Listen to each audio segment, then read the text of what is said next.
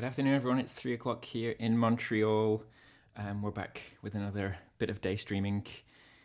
I'll be bringing in a special guest after I play a little introductory song. But before we get going, if you want to give a little like to the stream, share it around, please be our guests. And a little forewarning that we're going to be talking a bit about death and grief today, so that you're forewarned. But yeah, I'm going to play one song before we bring Ben in. Let us know where you're watching from today. This is called Didn't Know.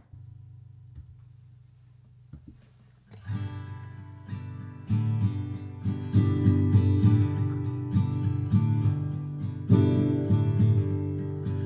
didn't learn an awful lot, sweeping up the dust while the ghost is giving up. And we've listen now, pulling all your punches, you say nothing anyhow. Tried hard but didn't know. Tried hard but didn't know anything.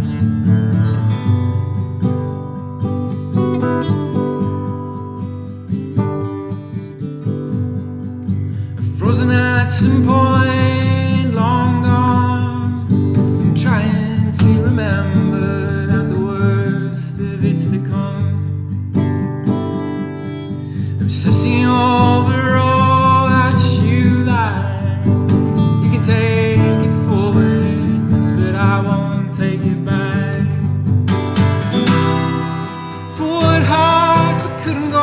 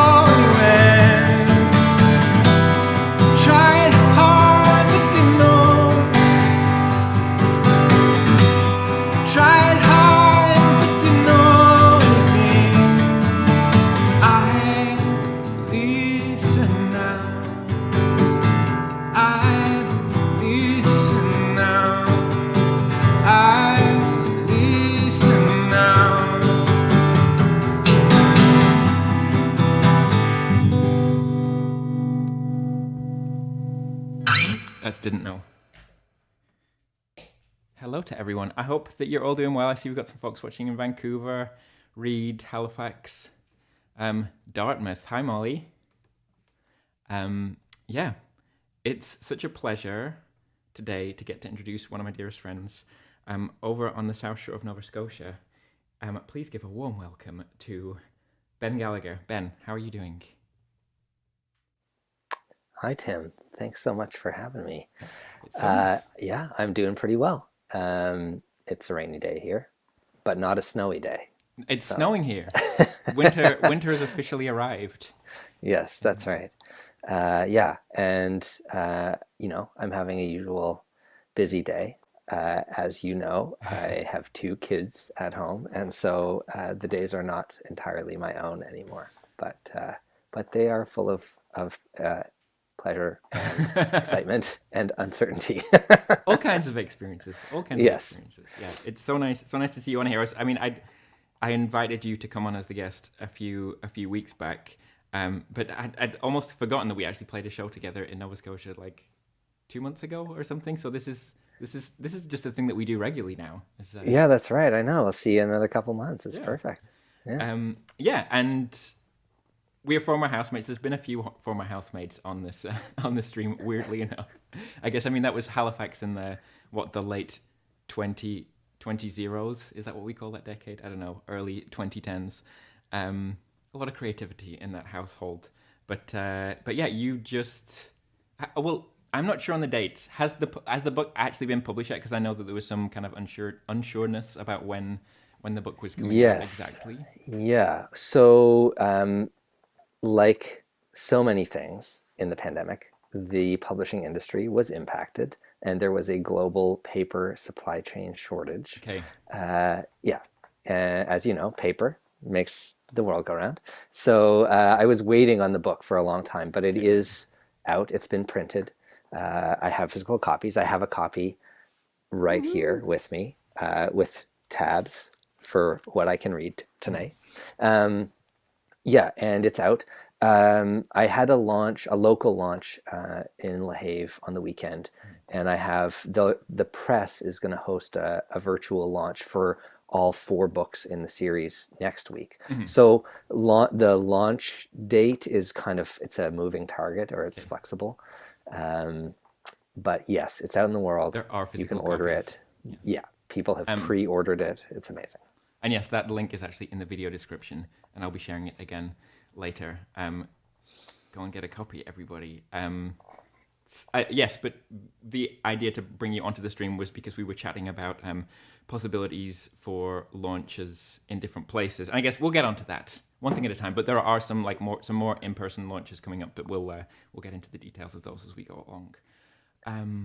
But yeah, why don't we just get into the heart of it? Do you want to talk a little bit about the book, about what it addresses? Yeah, I will. Yeah, I was saying to Tim earlier, so I'm a poet, but also a teacher, and I have some teacherly habits that I bring to the readings, and one of them is just to let people know in advance what's coming, so that you don't have to spend your time wondering what's coming. So I'm going to read from the book, and the book conveniently is divided into 4 sections. So I thought I would read 2 or 3 poems from each section, and I'll read a few from the first section, then I'll pause, Tim and I can have a bit of a chat, then I'll read a few more from the second section, a bit of a chat, and so forth. And each of those sections is sort of loosely organized around a kind of theme or idea or set of feelings. So I'll talk a little bit about that. But the book in general, it's called A Grief Cave. It's 30 poems and an essay. There's an essay at the back, but for the sake of the live stream, I will spare you.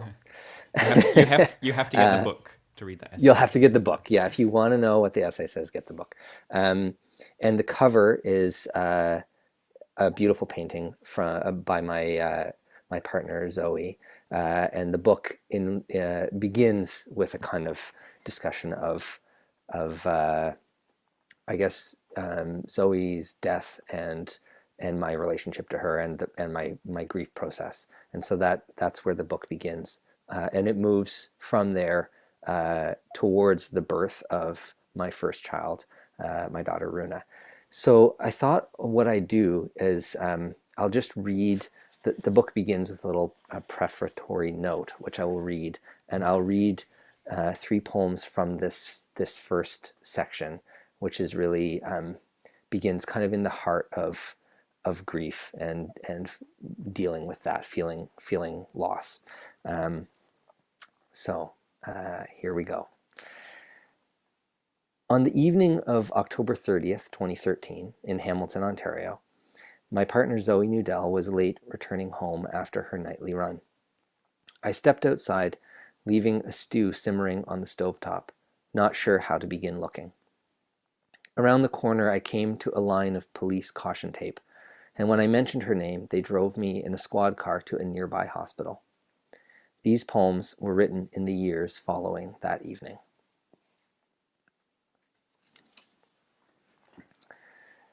And the first poem in the collection, which I'll begin with, is called Looking for the Invisible.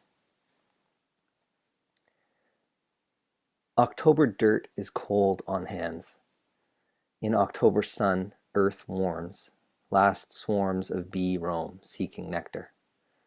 I have no body. I am a body alone in the universe under one star.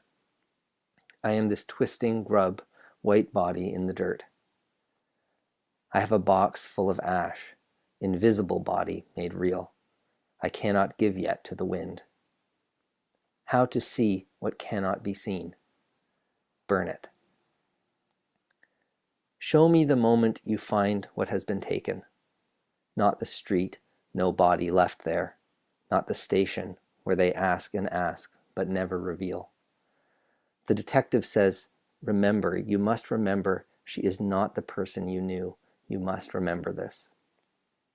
They open a green curtain. Beep, beep. This absent body. Beep. Only a body. What has been taken? I have a face not my own. This is how Zoe watches. No need to remember for her sake later. She is inside my eyes. Memory, a way to be again where you once were, and I hate it.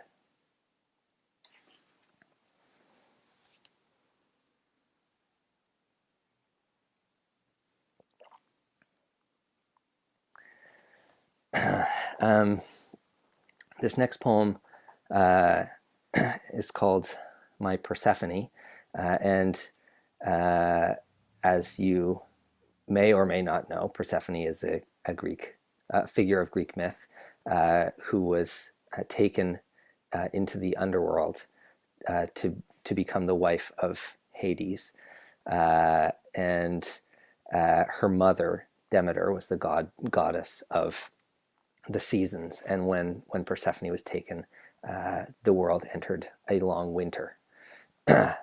So a little bit of backstory. All right, my Persephone. She ate a pomegranate, became a barber for 6 months, is the short version.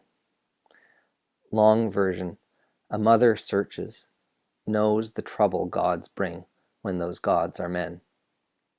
The longest version, what a season touches, falling one into the other, limpid streams turn to dry grass before frost thickens on a pane. To be lost, to leap, to fall, untraceable spring breeze. Oh, Zoe, you fell, if I may be intimate with you. In your falling, stained something. Not the ground I passed, although there must have been your blood. I had to find it later, as I found you, unreachable fallen place. Even your name gone. A single hair, years later, in a box of clothing.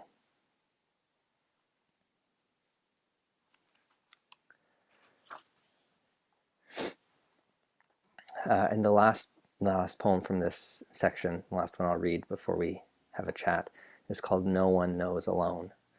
No one knows alone is a phrase that was said to me by my aunt, but it's a quote from an education scholar, Madeleine Grumet, and for some reason it just lodged in my brain, and I couldn't stop thinking about it. And it feels very true. No one knows alone. Okay. Dogen says, to know the self is to forget the self. Forgetting the self, we are illuminated by the 10,000 things. I spent my childhood learning logos, wine gum purple, golden donuts font. Now there's hardly room for the names of weeds in our backyard. Purple comfrey flower, once called knit bone, for healing bruised tissue. Zoe, you taught me how to know death. Not an out there concept, like knowing your own lungs, air on a cold morning, the tight breath of regret, knowing by doing. Your death week, a storm came through, late October light. Cats still crossed the vacant lot, leaves gusting in the wind, but vibrating beneath us, the hum an empty infinite, and in my lungs your ghost not yet returned from its first voyage. Another year the Perseids stream past behind clouds. I wait in the dark for a clarifying wind, head back, noticing various flavors of being alone. My lost year, I call it. Being a being caught in time, finding my way towards solitude, accompanied by the seasons' rattle. Is it always north where the silence is? No one knows alone. Deer show me the fog rising each morning off the banks of the Kennecook. Barn swallows sky. I am jealous of elegance. Stevie says she never saw an animal in the wild sorry for itself. Every week I walk to the raccoon, guts opened, to watch its fur dissolve. Pain, a skull, a path.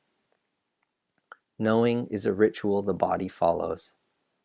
Every October I drink a little more, rage in the long evenings, remembering the light that turned the world transparent. Rituals are how we recognize we are illuminated, 10,000 flickering things. The way we find, for a time, how to forget the self we knew. Thank you, Ben.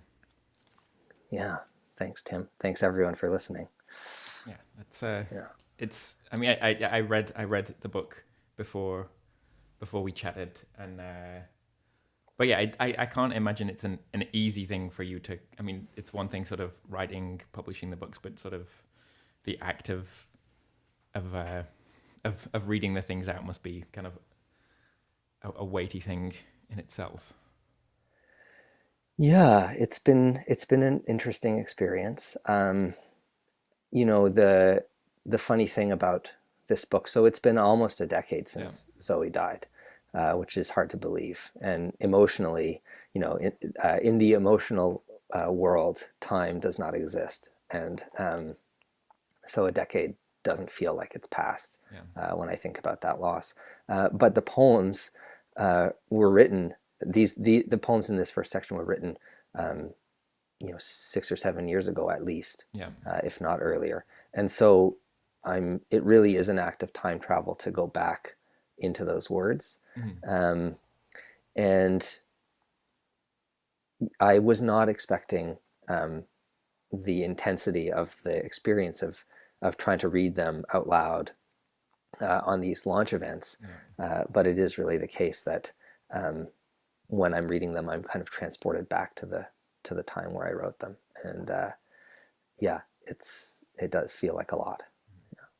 Well, yeah, we thank you. We thank you for that. I mean, Zoe was a good friend of mine, and of, I think many of the people watching today, and it's a powerful thing to be taken back there as well. But I feel like I don't really have the word. I've talked about this before. I don't have the words to kind of talk about these things very effectively, and I find that like music is a useful place for me to kind of process some of this stuff. And I mean, I don't think anything really can properly, like, I don't know, there are things that can help us through these processes. And I don't know, I mean, for you, was the process of writing, was it useful? I mean, I don't know what word to put on that exactly, but yeah, I mean, for me with these with the grief poems, it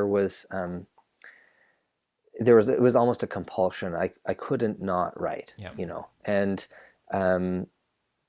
but I hear in your question or your comment there a little bit of a kind of maybe a writing process question that I'll dive into a little bit, if that's all right. Yeah, which absolutely. is that so many of the poems, most of the poems in this book were written in a workshop, a series of workshops run by a poet and friend, Wa Win. And she's been hosting poetry workshops in her living room for 20 years.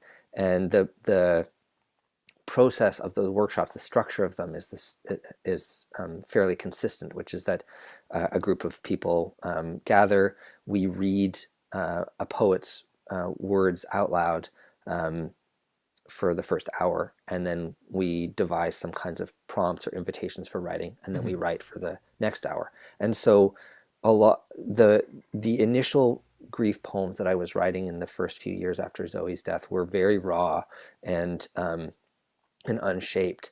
And then when I started to go to these workshops in Wa's living room, suddenly my feelings were pressed up against the words of other poets and their thinking. And so that that kind of conversation between these deep, intense feelings of loss and the work of other poets created some kinds of poems that allowed me to put a little bit of structure around my feelings. So, for instance, the poem about Persephone, you know, I'm not walking around thinking about Greek myth all the time. It turns out, but we happen to be reading some poems by Anne Carson, who is a celebrated Canadian poet and ancient Greek scholar, who spends a lot of time thinking about Greek myth and writing about it. And so that poem emerged out of a kind of conversation between my feelings and this collection of Carson's that we had been reading together. And I think for me with, the kind of writing into grief is that when those feelings, or maybe any strong feeling, when those feelings are very strong like that, having some kinds of guardrails or having someone else to think with, or even, sort of the guardrails of form or structure are really helpful so that the feelings don't become so overwhelming. Anyway, that's been my experience. Okay. No, thank you for that. And I do want to say to everybody watching, if you have questions for Ben, please put them in the chat. And Tori and Jen and Molly are all, and and Karen are all saying thank you for sharing this with us. It's great, a very kind thing that you're doing. But as you were saying at the start, there's 4 sections to the book. So we've kind of looked at the first section. Would you like to talk about that? Yes, I would. One of the things I was trying to do with this book, I mean, it was written over many years, and so I'm kind of tracing an emotional arc for myself. And as I said, it moves from Zoe's death towards the birth of my first child, and so that involves romance. And it felt important to me. I didn't want to write a book that was about getting over grief or letting it go or not having those feelings anymore. I wanted to write a book that was truer to my experience, which is that I was grieving and also was loving and being loved. And so I am eternally grateful and also deeply in love with my wife, Brinley, mother of my children. And this next section is about our first kind of encounters and the emergence of that romance. And so the book takes a little bit of a turn, and I'm happy to dive into it. It's a little bit of relief. So I'll read 3 poems from this section as well. And I'll begin with a new partner. Winging my way in darkness towards Brinley, orange scarf of the earth trailing behind. Restless moving, searching, until she gathers me, thin fingers on my lips, lets this ache condense into our life together. Silent cell division, do I name my desire? What I felt to be an ending was not. Was the arc of a star, long breath in spring branches. Eagerly towards failure we move, her fresh hands finally entwined.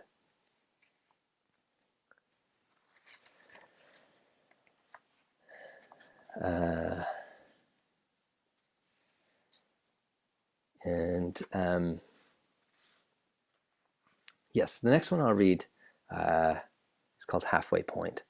I'm just looking it over to see if there's anything that I need to explain to you ahead of time, but I think not. If I am wrong, ask in the chat. Okay, halfway point. 9 months, a long time to wait. Brinley assuming the shape of Venus of Willendorf, dolny vestonice. Excellent belly, says midwife. Me on the outside, feeling for kicks. Mariner 2 orbits Venus, bright star, Earth's sister. Longing is not original, but connective, like poetry. Passing on what we're capable of in the worst way. Existing but unseen, secret face in the dark. And I'll read one more, and you're going to have to excuse my singing voice in this poem, which is not the angelic singing voice of Tim Crabtree. Okay. How Love Comes. When I first met Brinley, I was dancing with Zoe, my shirt unbuttoned, sweat slick, and so high I had become a swaying tongue, not yet married to death. For years, I locked my hips in a mourning cage, punishing myself for being the body that endured. Then, Brinley brought me to her upstairs bedroom, played Rise verse. Ain't got a second to waste. Until I let the music shake my skin off, a horse pounding evening stars into the surf. Dancing never took my pain away, but it did open a window through which my child crawled, and I no longer needed to be at the center of the whirlwind. Beautiful. Thank you, Ben. Yeah. That's a beautiful singing voice. Come now. Far too modest. It gets the point across. Yeah. I'm just going to share with the viewers as well, because we talked very, very briefly about your upcoming launches. You did one yesterday, is that right? Is that what you're saying? Sunday. Sunday. Yeah, it was Sunday. But you have a few coming up, and I have a little graphic on the screen, which I'm going to put up for our viewers, because we have viewers across the country. The Le Havre one, as we have discussed, has just passed. You're doing another virtual stream. You're doing a virtual tour, a tour of the internet. Yes, to the dark corners. On November the 22nd, and these times are all Atlantic times, or local times, I guess, for anything that is local. But the Atlantic, the virtual launch is 9 p.m. So I'm guessing that's 9 p.m. Halifax time. That's right. Yeah, it's 6 p.m. Mountain Time. Okay, I believe the press is in Alberta, so so for them a reasonable time. For those east of Alberta, slightly less reasonable, but it's okay. I think, Toronto, Montreal, it's 8, and for here, it's 9. Yeah. And you'll be in Halifax November 23rd, Toronto on the 29th, Ottawa on the 30th, and Montreal on the 1st, and I will get to see you there, which I'm very excited about. So there's a link in the video description. Oh, and Karen is saying she's going to be able to attend Montreal, so there you go. We will be there. We will be there together. I love it. Yeah, so you can pick up a copy of the book there. There's also a link in the video description to the book, so people can go and order it online. You can ask at your local bookshop, of course, to get it in. And I'm going to post the link in the Twitch chat as well, so everybody has access to it. But if you're in any of those cities, pop down. I imagine these are all free events. Yes, no one charges for poetry, I hope. It's truly an anti-capitalist, outside of capitalism art form. Although that is a good chance to also mention. This is the housekeeping section, I guess. It's a good chance to mention that this stream, which I do every week, is viewer supported, and that's how we're able to do it. This is how we're able to bring in guests, to pay them for their time and their creations, because yes, there's not a ton of money in poetry or music, we have found out, and we're very, very grateful to you for all the support. I'm talking to the collective you out there. So if you want to support us, 50% of the donations each week go to the guest artist. Thanks to Scott and to Jacqueline, have already donated this week, and there's a link in the video description on YouTube and Facebook for that. I'm going to post it in the Twitch, and I will say that. And Catherine sends love from New Zealand to you, Ben. Oh, thank you, Catherine. That's so lovely. Wow. This is one of the true blessings of the virtual world. And Really? Thanks for organizing this again, Tim, is that it is possible to connect with so many people. And I know there's been a lot of kind of mourning in-person events and the old world. But I do think there are these blessings, and one of them is the chance to connect over the internet in this way and have it be kind of, I don't know, normalized, a thing that people do comfortably. So yeah, like really using the technology to connect in a certain sort of way. It's wonderful to see all the folks on here. Like, you know, having lived in Nova Scotia for a long time, seeing all the names and words popping up from Dartmouth and Halifax and the South Shore. It's lovely. Would you like to take us through to the third section of yours? Sure, I would, yeah. And let me find it here. Okay, so this third section, it's called Shadow Dad, and the book, I guess, is quite compressed. We've moved from this this sort of, to me, surprising and heart-opening romance with Brinley into the sort of the cusp of parenthood and being a new parent. And so these poems are all sort of trying to think through those first months of suddenly having a kid around. And I have, before I begin, I have two children now, Runa and Heron. Heron is younger, so much so that he does not feature in this book at all. So I've had to, he's 2, but I still apologize to him. I'm like, you'll be in the next one, don't worry. But Runa is threaded throughout the next few sections. So this poem is called Shadow Dad. Runa tries to climb out of her own mouth from tooth pain. Eyes closed, crawling, I lay my heavy hand on her back, gentle sleep weight as evening slips into bed with us. Bringing 1,000 fathers, searching for signs of ease, slack foot, breath released, and I was 1,000 babies once. Double moment, watching myself backwards, aimed towards the same windows, world. How we are no different than anything. Shadow growing into itself.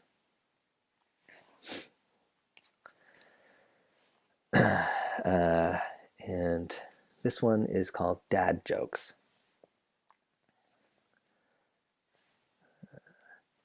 At 3 months, Runa, foot grabber, I catch myself going chicka-cha, chicka-cha in my father's voice, selling my soul for a laugh. One smile among plentiful cloth diaper sink or swimming every night, alone with the basement laundry god. Emanations of a Holy Spirit through our pet cockroach named Gwendolyn. There are 1,000 Gwendolyns. Gift of a dad who isn't dead?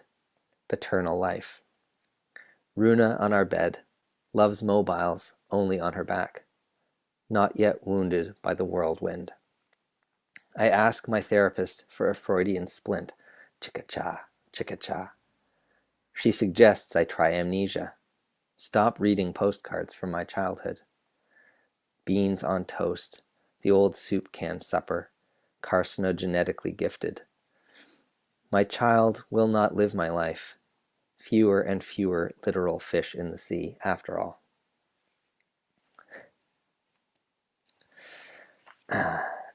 And this last poem I'll read is the last poem in the section, called Locking My Baby in a Poem.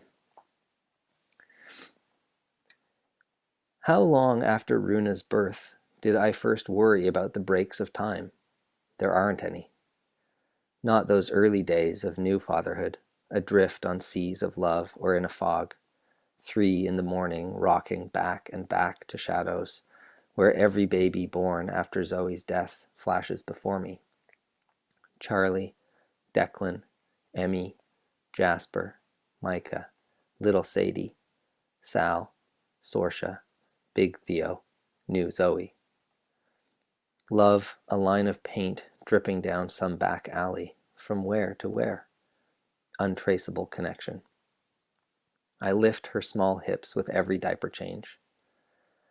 Bodies grow and fade. They cannot be locked in a poem. You will never be trapped. This perfect, chill, early morning slant light on tiles. She stirs again in the other room. How to save a ghost? There is no saving, no ghost. Wonderful. Thank you again, Ben. Yeah.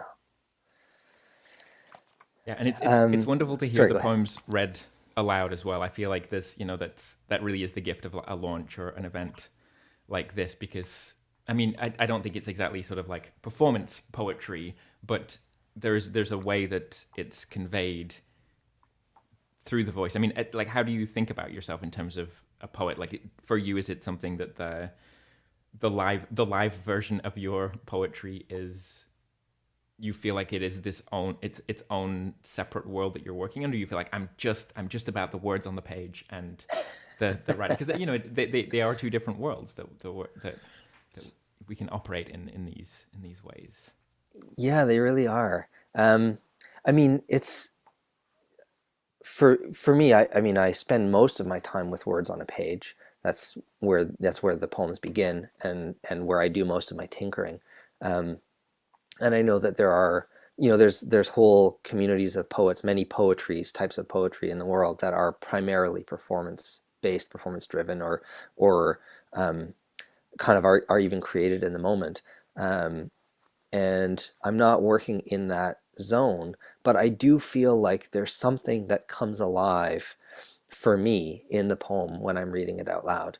And I really treasure that space. I really am so grateful to have this chance to read, with you to other people, because yeah, there's kind of like a way in which I guess I'm finding my way through the poem, through the sounds of the poem as I read, and I discover new things every time I try to put a voice to them. I also think that there's a level of thinking that happens on the level of sound, and music operates in that primarily, but it is the case with poetry too, that the sounds of words can pull us through language, and they move us in different directions than coherence or rationality or logic. And poems work in that area. They're not essays, they're not laundry lists or something. They're doing something different with language, and so the sonic is one of those important elements. And it is kind of, I feel it a little badly sometimes that I spend so much time with words on a page and so little time getting to read them out loud, because I really love it. Yeah. I mean, do you feel like these days you're living in a smaller community in La Have? Are you technically in La Have, or I know there's a few little towns around? Yes, I think technically I'm in West Dublin. Dublin, yes.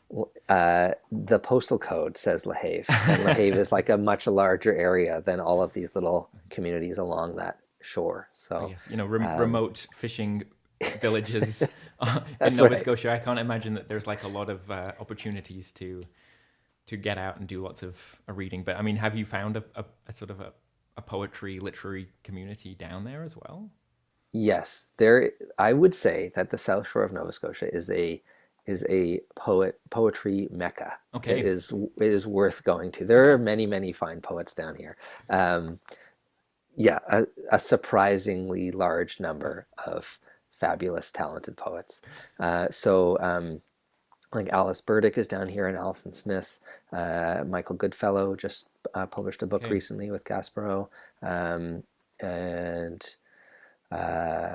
Actually, we had Jenny Burkle on the stream. Jenny Burkle, yes. A few months back now, and Jenny is also, she was playing music on the stream, but she also has a collection of poetry that's out in the world. So yeah, I guess if you want to get into the poetry business, get down to come on down to Nova West Scotia. Dublin.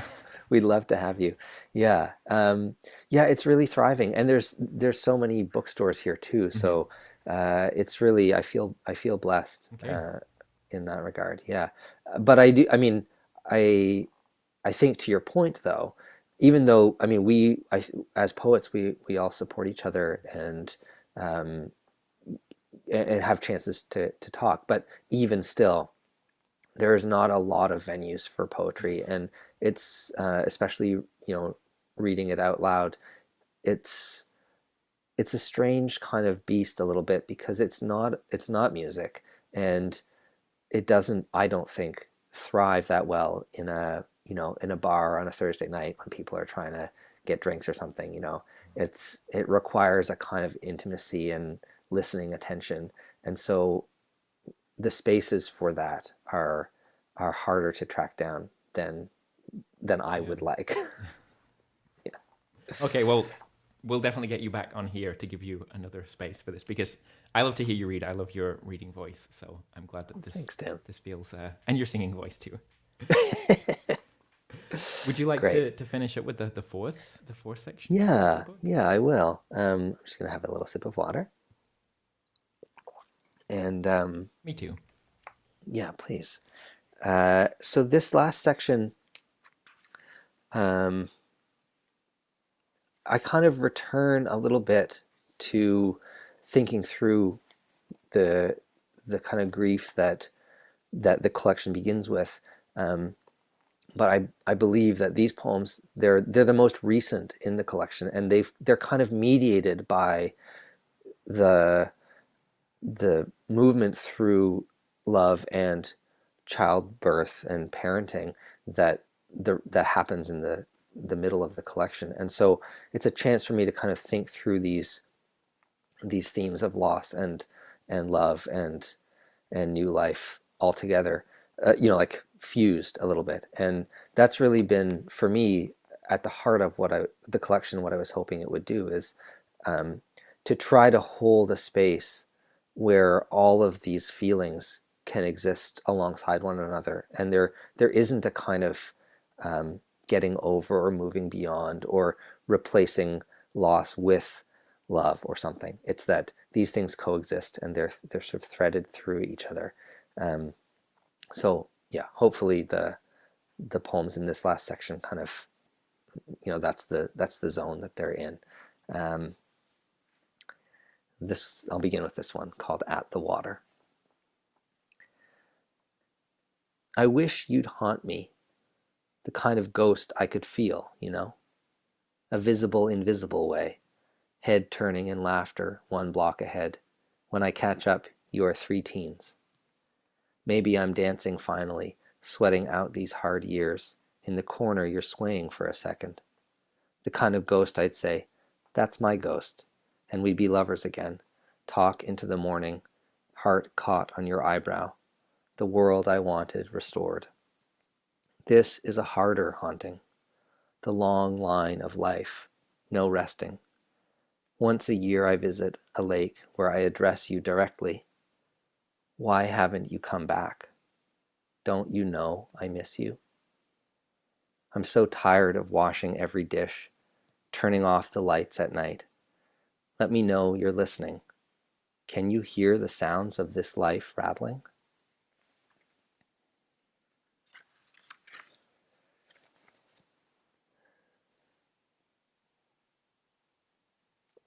And this one is called Time Says Otherwise.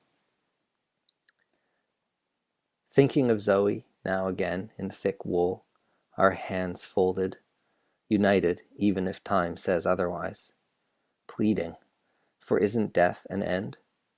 For you it was, yet when I look into the harsh world, you surround me. Runa, smooth-lipped and rosy, we anoint each day in whipped oils and flowers pressed for their juices. How long does the dew last? Loosen what burdens us, I pray over the kitchen sink, wet hands as light comes. Child crawling now, searching for pleasure I give 1,000 times. Even as, watching her cry, the way of it, this life we were brought into and have brought others. this quest I thought I was on. Turns out it's a cycle. And I'll read one last poem. This is called Involuntarily, Wildly Constant. Brinley and I talk about love in the exact middle of our apartment. How much, and your soulmate. Question that arises only when another appears, as in the sky, faint orange snake heart star. Mid-March on the farm, babies drop of all species, can barely walk, heralding the double life possibility. Whenever, Brinley says, I use these paints, I think of her. While for me it is another constant wildness, memory lies in objects. I turn on Zoe's lamp as night comes on, pull the shawl of hers around us, pour us tea on the couch, not hers but the mugs are. Memory lies in actions. Yes, when I dance there she is, or swim, even my hand on the stove is hers. The Kennetcook is a tidal river. Twice daily it narrows to a thin knife through red mud. As often it swells, moon-pulled, impossible to note the moment each change begins. Ocean slowly driving itself up the boundless tree edges, placing a loss inside a landscape, inside a time that belongs to no line, and so once again new. I am the father of a child, third figure in a constellation with its silent fourth. Trace of desire's echo. Walking the apartment's train car, dimming each room's light. Good night, living room. Runa waves. Good night, hallway. Runa waves to fridge, sink, stove. Good night, moon, cow, nobody, and lights out. Friendly stars of a snake constellation twisting dimly, shedding outer layers, outer skin, becomes paper, white heat of loss. Everywhere an opening of hands. Plants thrive as sun rises earlier each morning. Today you do not have to let go. Despite evidence suggesting otherwise, always you can stay. Thank you, Ben. That was Thank you, Tim. really poignant and beautiful, and it's a really wonderful book. And I think the way that you described it, I feel like it really provides that perfectly. That just the sense that that grief isn't something that goes away, and there's sort of a narrative to the flow of the sections of the book, but that it kind of comes back through, and it's just always there. It feels a very real collection in that regard, and it's always special to feel connected again with you and with Zoe and everything. So thank you so much for that. It's been thank you. Wonderful. Thanks for those words and for having me and for making this space. I know it means a lot to me, but it also I believe it means a lot to other people. There's lots and lots of people in the world that are still grieving Zoe and missing Zoe, and she was a large presence and generous and loving, and so the loss is mine, but not only mine. There's many others that share it. And it's good to be in a space where that can be brought to the surface again.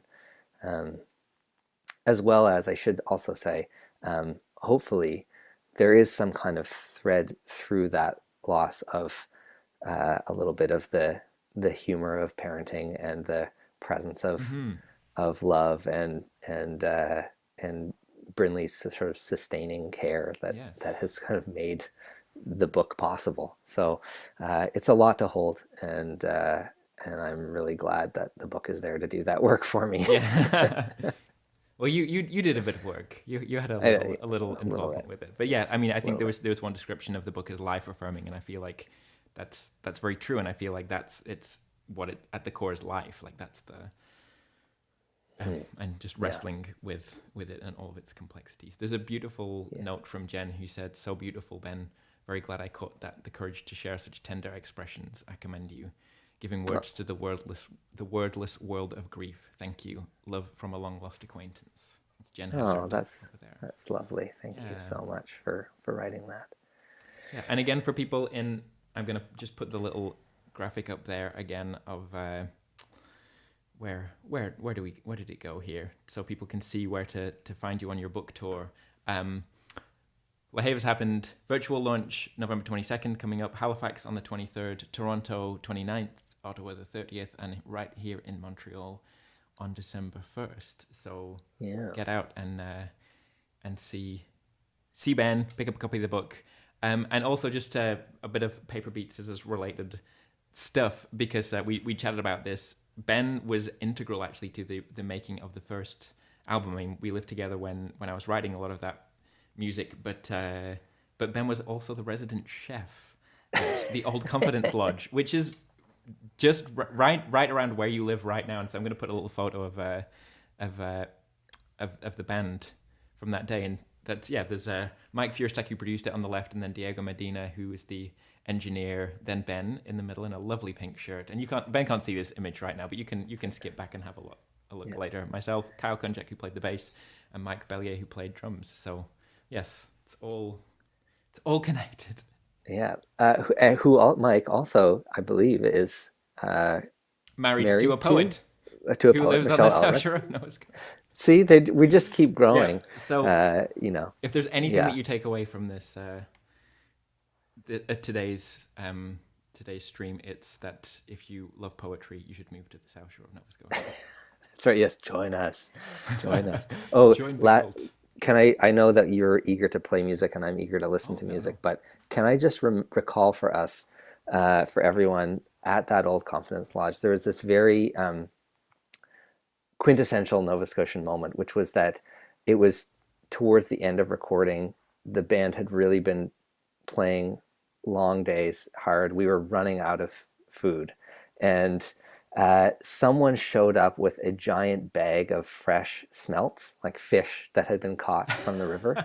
And so we got to just cook a bunch of like the freshest fish that I've ever had. Like someone who's literally like, I got this from the river down there. Would you like some? And it felt so perfect, and carried us through to the end of that recording session. So I've always loved that little memory. Oh, thank you for bringing that back, Ben. Yeah. Wonderful. Anyway, well, yes, I'm gonna. Should I say goodbye? Yeah. I'm gonna get on and play a few more songs before we close up the stream for today. But we're gonna say goodbye for Ben. We're gonna say goodbye to Ben right now. So yeah, everyone, give a hearty round of applause virtually for Ben Gallagher, and hopefully see you soon. Yes, it's very exciting. I will. December 1st. See many of you soon. Yes, and you definitely soon, Tim, in Montreal. Okay. Ben Gallagher, thank you. Everybody. Yeah. So yes, heartily recommend getting hold of a copy of that book. Very powerful work. The link is in the video description, and here it is for people on Twitch. I'm going to keep going with a few songs. I'm going to play a song now. It's a cover of a song by an artist named Jake Nickel, who I'm going to be playing with in 2 days' time here in Montreal. I'll put some information about that up. But yeah, for anybody who's watching for the first time and likes what they have seen, please do subscribe and follow. I do this every Wednesday, the exact same time. Nico Paolo will be joining us next week, singer-songwriter from Newfoundland. And many more guests to come. So, yes, subscribe if you didn't already. This is a song called Stone Arch by Jake Nickel. Okay.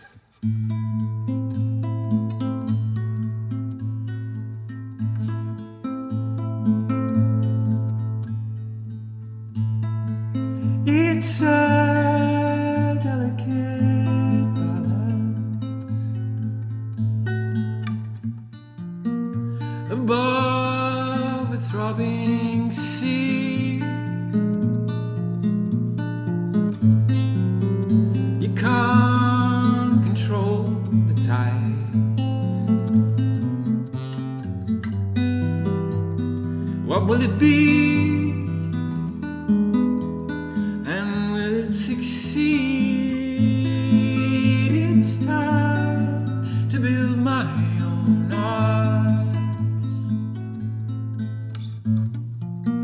connecting there to here.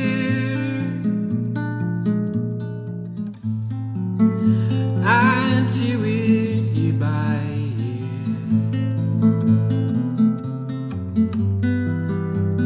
The joining of two, the joining of two homes,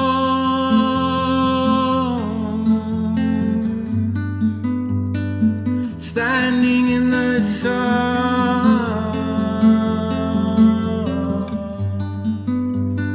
makes my memory run,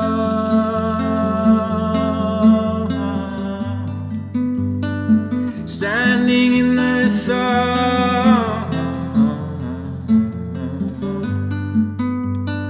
It's already begun,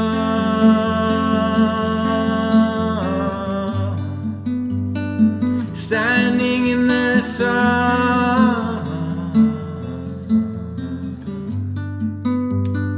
It's already begun.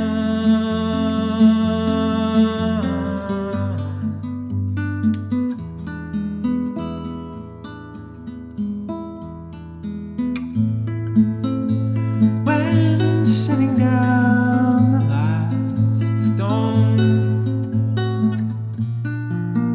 the most important part, will it be falling down?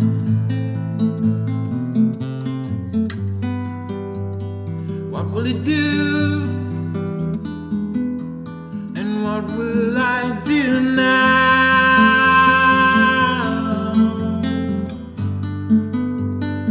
Standing in the sun, makes my memory run,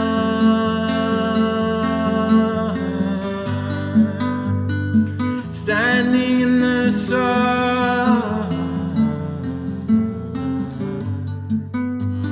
makes my memory run,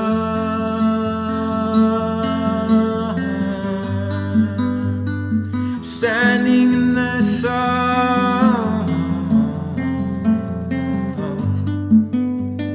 It's already begun.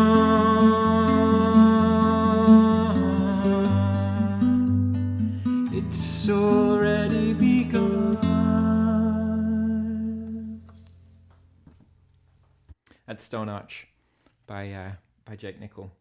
So as I was saying, I'm going to be playing a show with Jake this Friday here in Montreal. Tickets are starting to run low, so if you want to come, get some. There's a link in the video description. I see there's a few Montrealers watching here.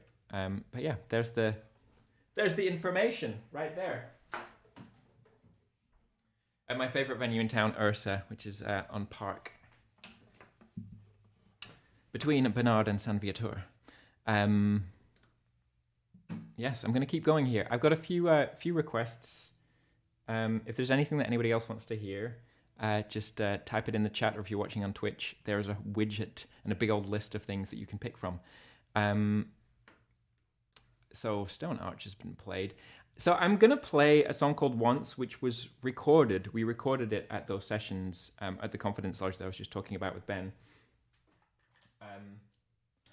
And there's a reference that I always think about, Zoe, when I sing it. Because the one time in my life that I went sailing, like actively sailing, like, I don't know, like pulling on ropes and stuff, I don't know. I was very not good at it. She called me a deck ape because I was the absolute opposite of that. Just useless and weak. But we sailed on the Northwest Arm, which is just on the left side of the peninsula of Halifax, where Zoe had a boat with her dad, and yeah, and there's a line about crawling up the right side of the arm, and the arm is the Northwest Arm in that scenario. And the end of the last season of this here stream, I did a little video collaboration with the players that played on the record, so I'm going to play that version of it with Pietro Amato and Etla Axelsdotter on the French horn, Mike Bellier on the drums, Mike Feurstek on the guitar, and Kyle Konjak on the bass. So yeah, I'm gonna do that for you. And yeah, if there's anything you want to hear, please just pop it into the chat.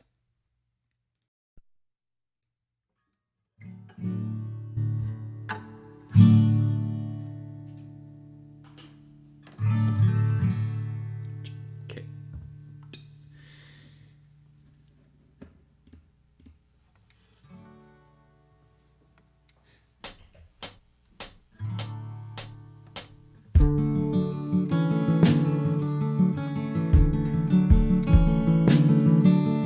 Soft exhaust seat still makes you creep. The tide will decipher all. Step string sweet, concrete feet, purpose that follows the fall. Fight that need to go by feel. Voices that count will call. You're back on the right side now.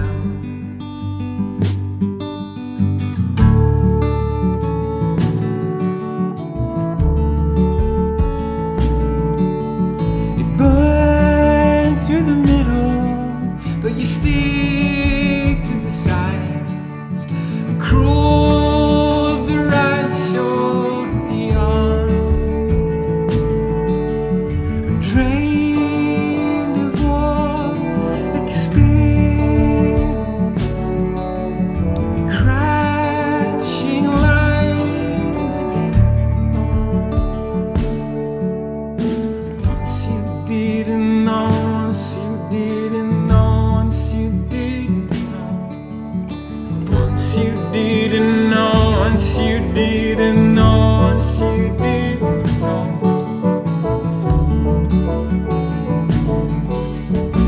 Faith is lost, oh sense of you.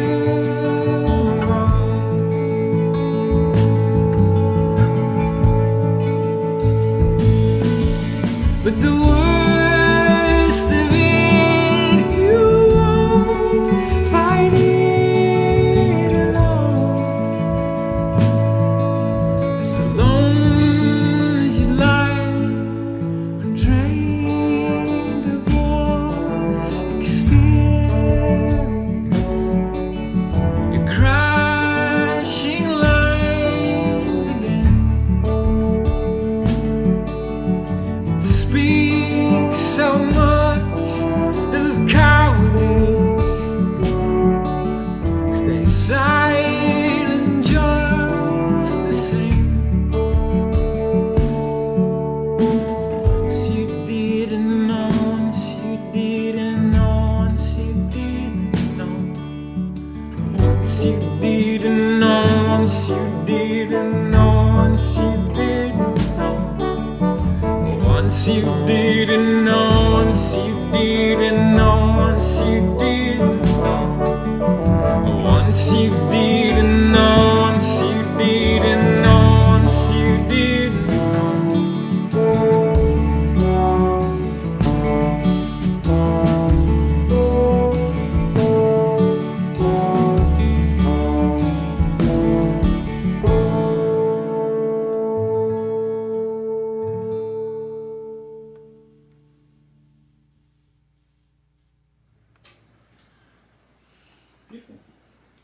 Beautiful. That's Once from the first record. That and I was saying this to Ben yesterday, because he cooked for us during those sessions. It means that he like pre-produced the album, because you are what you eat. So we are the food that Ben made, and then we were his meals playing that song. Anyway, gonna play a couple more here. If there's anything you want to hear, plop it in the chat, and I will have a go. Maybe I'll play another one from those sessions. I'm gonna play Folds. Maya missed it. Maya, you can rewind. You can rewind right now if you want to, and you can watch the whole thing. It will stay live, and yeah, and you can watch it. The album was made out of stew. The album was made out of, I remember there was a wonderful sausage pasta. I still remember the meals now. Ben is an incredible chef. Obviously the smelt that he talked about. What else was there? I forget. He's taught me so many recipes over the years. But I'm going to play Folds, which we recorded late at night. In the old Confidence Lodge, which was an old Oddfellows Lodge on the south shore of Nova Scotia. Weird little club place. Many sandwiches. I'm sure you made some sandwiches. Maybe you have the menu somewhere. But this is Folds, for Maya and for Ben.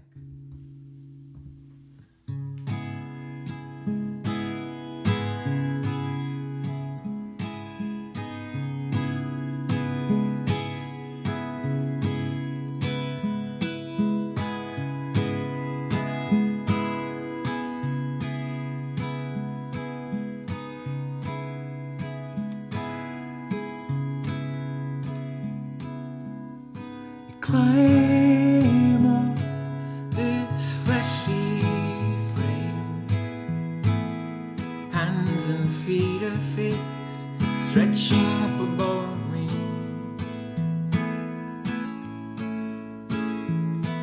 This man-made shoulder wide, ladder's broken sides.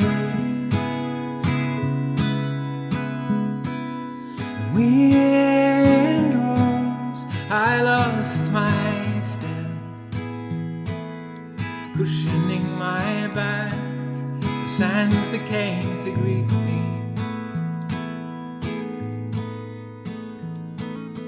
The fallen are ranked and filed, away with all the wherewithal.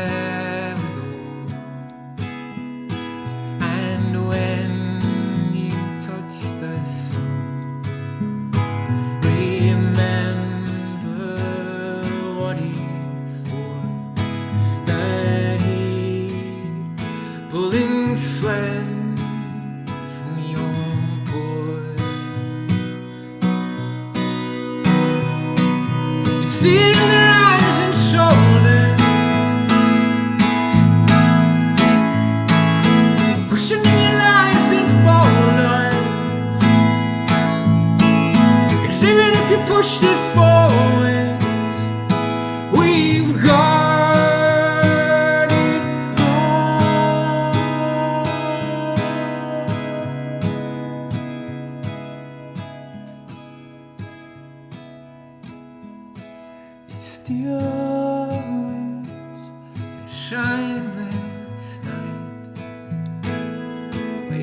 in the folds of wings and silent feathers, but still we'll push over land, as breathless as the day we came. And when you touch the sun, remember what it's for, the heat pulling sweat from your pores. It's in their eyes and shoulders,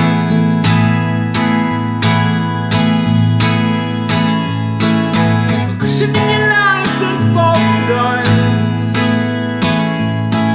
Cause even if you pushed it forward, we've got it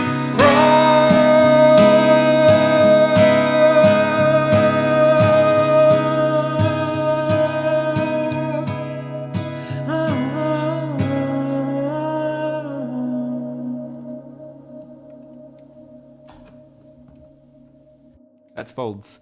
Jacqueline's watching on the ferry commute, crossing the water. That's on the other side, not the northwest arm. So what is that then? The southeast arm? The Halifax Harbour. Ben is in the chat if anybody wants to say anything to Ben. If you have questions that you didn't get to, please let him know, especially if they're about his sandwiches. I'm going to play one more to finish off with here. Badger Cam will have to wait for next week. I'm sorry. If you don't know what I'm talking about, then yeah, you need to subscribe. And then you'll find out. Same time, same place next week. get a little bit of English countryside in. Yeah, I'm going to play an old Crowded House song that I'm a very big fan of. They were a big influence on me in the early 90s when I was first getting into this whole guitar music stuff. Neil Finn's an incredible songwriter. Thanks to my Uncle Peter for lending me the album. On the off chance he's watching. This is 4 Seasons in One Day. Yeah. Oh no? What are you oh-knowing at, Ref? This is 4 Seasons in One Day. Yeah. I don't know who requested this. Somebody put it in the request list, but it was anonymous. No Badger Cam. Oh yeah. My memory's so short. Tune in next week to find out what that's all about.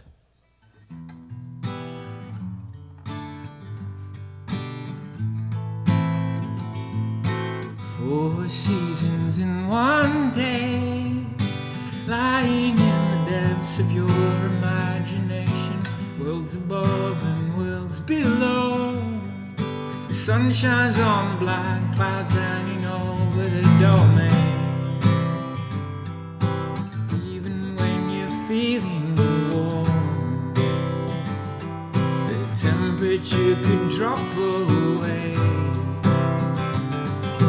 4 seasons in one day, smiling as the shit comes down.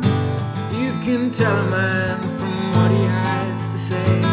Everything gets turned around, and I will risk my neck again. You can take me where you will, up the creek and through the mill. I call it things you can't explain. 4 seasons in one day. Blood dries up like rain, like rain. Fills my cup like 4 seasons in one day.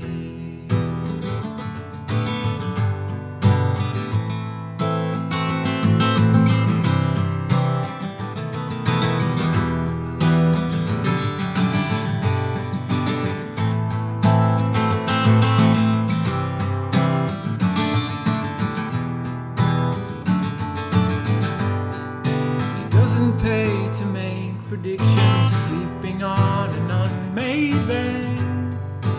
Finding out wherever there is comfort, there is pain. Only one step away, like 4 seasons in one day. Blood dries up like rain, like rain. Fills my cup like 4 seasons in one day. That's 4 Seasons in One Day. If anybody requested that, somebody requested that. If the person who requested that would like to step forward, I don't know, maybe they're not watching this week, because it was requested during the week, let me know. It's been a pleasure, really wonderful and poignant to have Ben on as the guest this week. Yeah, I'll be seeing you all around. Back same time, same place next week. 3 p.m. Montreal time, 4 p.m. Halifax time, Maya. But yeah, it's been a pleasure. And yeah, see you all next time.